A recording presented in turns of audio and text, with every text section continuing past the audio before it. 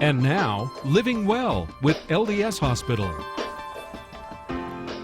I always love when I get to be with Lupe Cruz from LDS Hospital. She's a certified nurse midwife, and we are talking about a subject that I actually have lots of questions on right now. We are talking about breastfeeding, and this is a big month for breastfeeding. Why is that? It is. It's Breastfeeding Awareness Month. August is Breastfeeding Awareness Month. And so I'm grateful that you're here to answer all of these questions. You have the 8 most common questions that you're hearing as a nurse midwife that you are hearing people asking. Are you hearing this once they've had the baby and are starting to breastfeed, or before concerns people have? It's throughout. People get a little bit anxious before they have the baby, and then immediately after, once they get the hang of it, then they seem to be a little bit better. I still do have some questions, though, and we'll get to those later in the segment. But I love the first one, and this is what I had before I had babies. Does breastfeeding hurt? So it's silly to say that you're not going to feel some discomfort. Babies are breastfeeding to maintain life because they're hungry. So they're going to breastfeed aggressively. And it takes a little bit of time for your breasts and your nipples to become accustomed to that kind of breastfeeding. But once you become accustomed to that, you could pretty much sleep through it. Yeah. Well, I think lots of new moms do. When they're so tired in the middle of the night having that.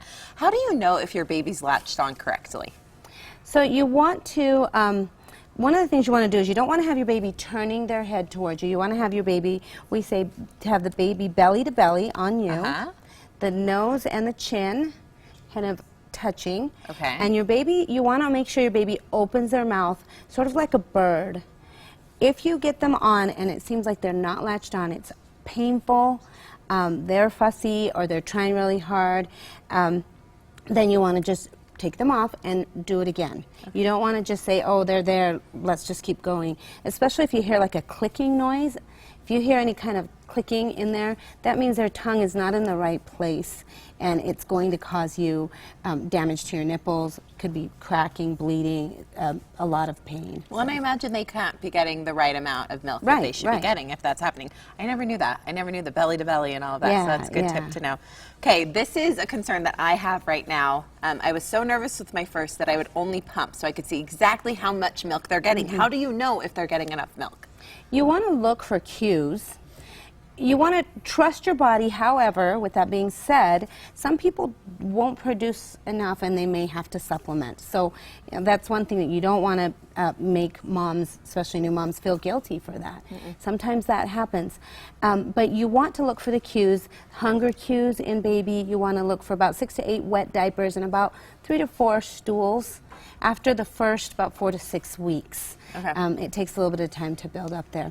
Okay, and then that's how you can kind of know, because that's the thing. And the other important thing to know is when they first come, they don't need a ton of milk. You're nervous they aren't getting it, but they don't need a ton. Right. The first couple of days, their stomachs are little, like the size of a shooter marble. Oh my gosh. Yeah, they're really little, and it takes, several days before they get even just a little bit bigger. So you have to think of the size. The colostrum, it comes out in drops. The colostrum is the thick milk that comes the first few days. They just get drops of that, and it's just high in fat, higher in calories, and that's what they need. What do you say to people when they come and say they're worried if their breast size is an issue, whether it's not big enough or they are too big? Is it going to affect their breastfeeding? It should not. No, the size should not matter. Your body's still going to produce breast milk.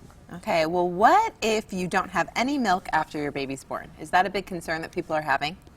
Yes, they do. They're really concerned about that because they don't see it coming out.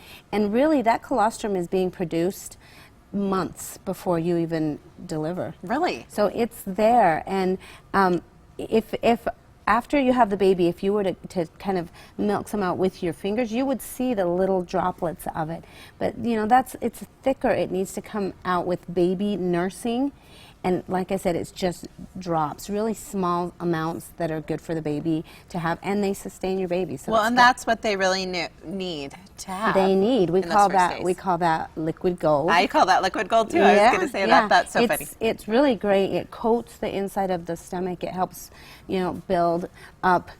When your stomach is really sensitive, you know, that kind of thing. It helps prevent those kinds of things, allergies, things like that. So we want them to have at least those first few days of that liquid gold. Well, you seriously do want to have that. Thank you so much, Lupe, for being here. The rest of the questions that you're always asked are going to be up on our website, so go to that at goodforutah.com/GTU. Also, we're going to have a link to LDS Hospital for more information. Thank you so much for being here, Lupe. Hey, Brian, what's coming up next? Oh, back to school doesn't